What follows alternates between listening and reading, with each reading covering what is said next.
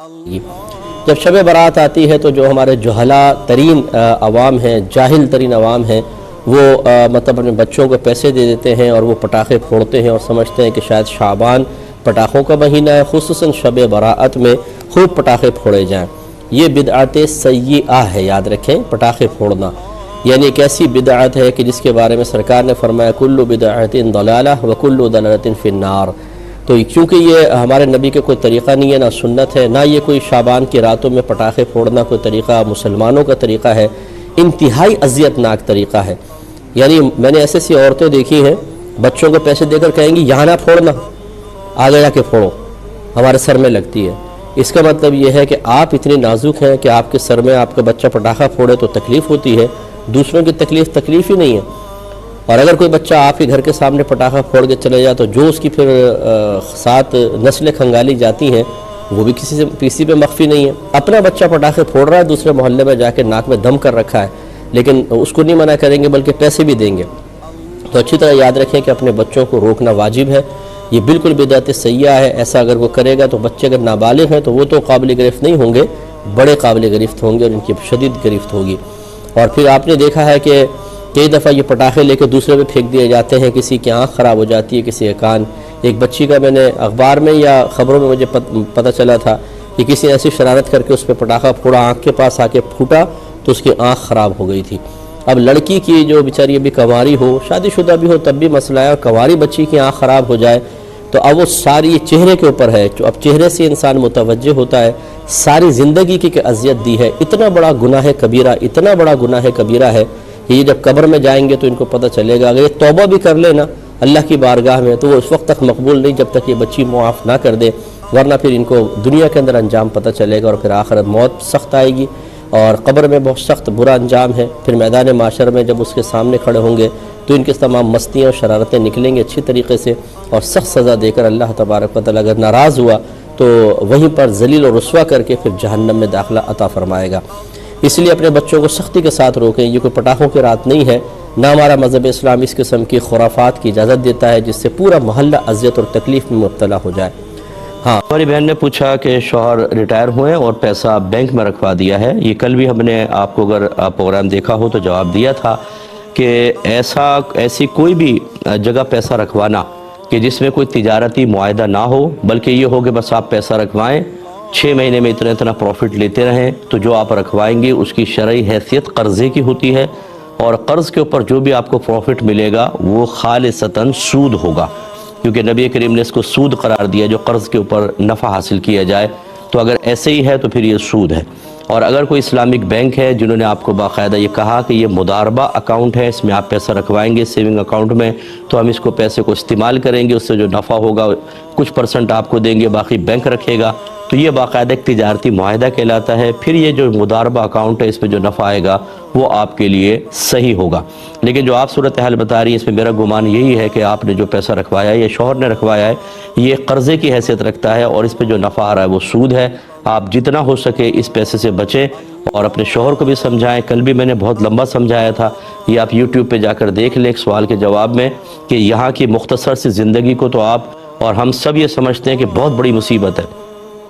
اور آخرت کی مصیبت کو ہم نے بالکل ہلکا سمجھا ہوا ہے، جبکہ یہاں پر سہارے والے لوگ ہیں، کوئی نہ کوئی سہارا دے دے گا، مدد کر دے گا۔ وہاں تو اکیلے سفر کرنا ہے، وہاں عذاب قبر ہو جائے گا، کون بچائے گا؟ میدان محشر میں کون بچا سکتا ہے؟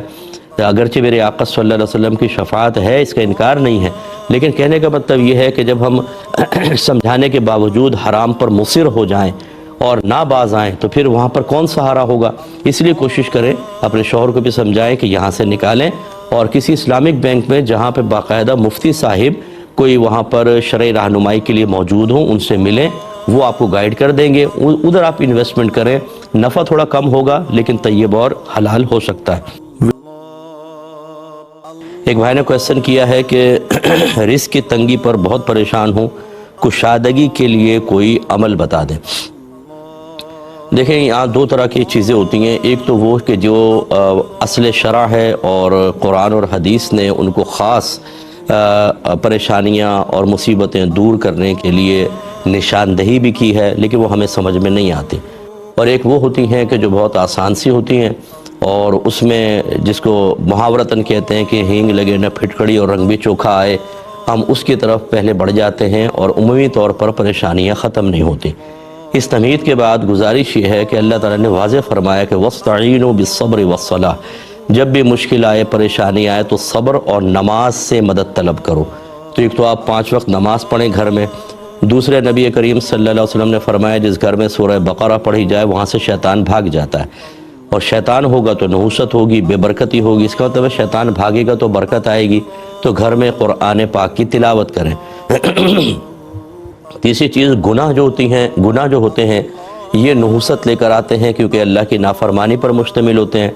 ہم کھاتے ہیں اللہ کا اور بات اس کے دشمن شیطان اور نفس کی مان رہے ہوتے ہیں، تو برکت کیسے پیدا ہوگی؟ لہٰذا ضروری علم دین سیکھ کر اس کی روشنی میں اپنا احتساب کر کے خود کو صغیرہ کبیرہ ظاہری باطنی گناہوں سے بچانا، یہ گھر میں برکت کے لیے بہترین چیزیں ہوتی ہیں۔ اس کے بعد خوش اخلاقی ہے اور کردار کو بہتر بنانا، اس کے علاوہ اپنے رشتہ داروں سے اچھا سلوک کرنا، جس کو صلہ رحمی کہتے ہیں، کہ یہ رزق میں برکت کا سبب بنتا ہے۔ لیکن جیسے میں نے عرض کیا کہ یہ کام ہمیں بہت مشکل لگتے ہیں، کون نماز پڑھے، کون قرآن پاک، تو ہم کہتے ہیں کوئی وظیفہ دے دیں، بس یہ سب سے آسان چیز ہوتی ہے کہ وظیفہ دیں، نہ نماز پڑھیں، نہ روزہ، نہ اللہ کی مانے، نہ رسول کی مانے، نہ قرآن پہ چلیں، نہ حدیث پر چلیں، اور ایک دم ہمارے گھروں کے اوپر سونا برسنا شروع ہو جائے۔ اتنے ہم اپنے آپ کو مطلب اللہ کا پیارا سمجھنا شروع کر دیتے ہیں کہ ہم کچھ بھی نہ کریں، اللہ تعالیٰ ہم اپنے ان محبوب بندوں کو سب کچھ عطا کرے، تو ہم اللہ کی نہ مانیں، اللہ ہماری مانتا رہے، یہ غلط چیز ہوتی ہے۔ تو بہرحال یہ آپ سارے کام کریں، انشاءاللہ ساری پریشانیاں دور ہوں گی۔ ساتھ میں یہ گزارش کر دیتا ہوں کہ جب بھی آپ گھر میں داخل ہوں تو سیدھا قدم رکھ کر داخل ہوں اور بسم اللہ الرحمن الرحیم پڑھ کر داخل ہوں۔ جو بھی گھر میں ہوں ان کو سلام کریں اور ایک مرتبہ سورہ اخلاص یعنی قل هو اللہ شریف پڑھ لیا کریں، انشاءاللہ بہت برکت ہوتی ہے۔ اس کے علاوہ آپ کسی کو پیسہ دیں تو انا للہ و انا الیہ راجعون پڑھ کر دیں، بہت بلند آواز سے مت پڑھیے گا، سامنے والا گھبرا جائے گا۔ اور جب آپ کسی سے پیسے لیں تو بسم اللہ الرحمن الرحیم پڑھ کر لیں، اللہ تعالیٰ برکت دے گا۔ اور باقی سب آزمائشیں دیکھیں ہر ایک پر آتی ہیں۔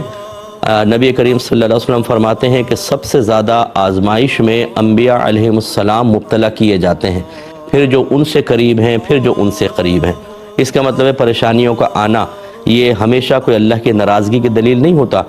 بلکہ یہ اللہ تعالیٰ کی خصوصی رحمت کے نزول کی علامت بھی قرار دیا گیا ہے۔ تو ہمت کر کے تمام کام کریں، اللہ برکت دے گا۔ یہ کہتے ہیں کہ ہمارے یہاں کچھ قومیں ہیں جو شادی میں لوگوں کو آمنے سامنے بٹھا دیتے ہیں اور ایک تھال بیچ میں ہوتا ہے ہر ایک کے آمنے سامنے کے، اور اس میں وہ کھانا وغیرہ ڈال دیتے ہیں۔ اب سامنے والا اجنبی ہوتا ہے، ہمیں کچھ نہیں پتہ ہوتا کہ وہ زانی ہے، شرابی ہے یا جواری ہے، سمجھائیں تو کہتے ہیں کہ جی ہماری ذات میں تو ایسے ہی کھلایا جاتا ہے۔ اور بعض اوقات تو مسجد کے امام صاحب بیٹھے ہوتے ہیں، سامنے کوئی موالی سے آ کر بیٹھ جاتا ہے اور ایک ہی برتن میں کھانا ہوتا ہے، کیا حکم شرع ہوگا؟ دیکھیں بہرحال اگر آپ یہ سمجھتے ہیں کہ سامنے والا بعض اوقات اپنی حیت سے پتہ چل جاتا ہے، گندے سے کپڑے پہنے ہوئے ہیں، غلیظ قسم کے دانت ہیں، یا کوئی جسم سے اسمیل وغیرہ آ رہی ہے، اس قسم کے شادی بیاہ میں جو گاؤں وغیرہ ہوتے ہیں وہاں پر تو یہ اس طرح کے بھی لوگ آ جاتے ہیں۔ اگر طبیعت نہیں مائل ہو رہی تو آپ اٹھ کر کہیں اور جا سکتے ہیں، اس کو جھڑکے نہیں، ڈانٹے نہیں، ڈپٹے نہیں کہ اس کی دل آزاری ہو، کہیں اور جا کے آرام سے آپ کھانا کھا لیں اور ان کو سمجھائیں میزبان کو کہ اس طرح نہ کریں، آپ میرے طبیعت نہیں مائل ہوتی کسی کے ساتھ کھانے میں، کیونکہ بہت سے لوگ کھانا کھاتے ہوئے بھی خراب حرکتیں کرتے ہیں، پورا ہاتھ چاول میں بھر کے یہ کر کے پھر یوں آدم منہ سے نیچے گر رہا ہے اور پھر یہ ساخ کیا، پھر یہ ہاتھ اس میں ڈال دیا۔ تو اس طریقے سے بعض اوقات کھانے والا جو ہوتا ہے وہ ہماری طبیعت کے خلاف کھا رہا ہوتا ہے اور اس سے کراہت پیدا ہوتی ہے۔ تو آپ کو بالکل حق حاصل ہے کہ آپ کو علیحدہ برتن لے کے بیٹھ جائیں، ان کو منع کریں یا پھر وہاں جائیں نہیں، اگر آپ کو کوئی جانا ضروری نہیں ہے تو اس شادی میں شرکت نہ کریں تاکہ آپ کی طبیعت میں کراہت پیدا نہ ہو۔ ہاں اگر سامنے والا صاف ستھرا ہے تو پھر ٹھیک ہے، ایک تھال میں بہت سارے لوگ کھا لیتے ہیں تو آپ اپنی طرف سے کھائیں، وہ اپنی طرف سے کھا لیں۔ یہ کہتے ہیں کہ بعض اوقات شادیوں میں بہت دیر سے کھانا شروع کیا جاتا ہے تو بعض لوگ تو واپس چلے جاتے ہیں، بعض برا بھلا کہتے ہیں، عورتیں بچے بہت پریشان ہوتے ہیں۔ اتنی دیر کرنا کہ مہمان بھوکا ہی چلا جائے، کیا حکم شرع ہوگا؟ دیکھیں جان بوجھ کے تو میرے خیال میں کوئی بھی دیر نہیں کرے گا، اپنے مہمانوں کو کوئی بدظن کرنا نہیں چاہے گا۔ بعض اوقات ایسا ہوتا ہے، ہمارے ساتھ بھی ہوا کہ کھانا آنے میں لیٹ ہو گیا یا مہمان بہت زیادہ ہو گئے اور خوف پیدا ہوا کہ اگر کھانا ابھی شروع کروا دیا جائے تو بہت جلد یہ ختم ہو جائے گا اور لوگ تھال لے کے گھوم رہے ہوں گے اور پھر اس میں میزبان کی بے عزتی ہوتی ہے، تو لہٰذا وہ انتظار کرتے ہیں کہ مزید دیگیں منگائیں ایک ساتھ پھر کھانا سٹارٹ کریں گے۔ اگر اس قسم کی کوئی چیز ہے تو پھر ہمیں میزبان کی مجبوری کو سمجھنا چاہیے۔ یقیناً اتنی دیر کرنا بالکل غلط ہے کہ بچے اور عورتیں بھوکے ہوں یا مہمان ہی بیچارہ بھوکا چلا جائے، ایسا نہیں ہونا چاہیے۔ چنانچہ اگر یہ عادت میں شامل ہے اور جان بوجھ کے لیٹ کرتے ہیں، جو میرے خیال میں تو نہیں ہوگا، تو بہرحال یہ ایک گناہ کی صورت بھی بن سکتی ہے کہ خواہ مخواہ مسلمانوں کو تکلیف پہنچانا، جبکہ وہ بیچارے اذیت اور تکلیف میں مبتلا نظر بھی آ رہے ہوں۔ اور اگر شرعی مجبوری ہے تو میزبان سے پوچھیں کہ شرعی مجبوری ہے تو صبر و تحمل کرنا چاہیے۔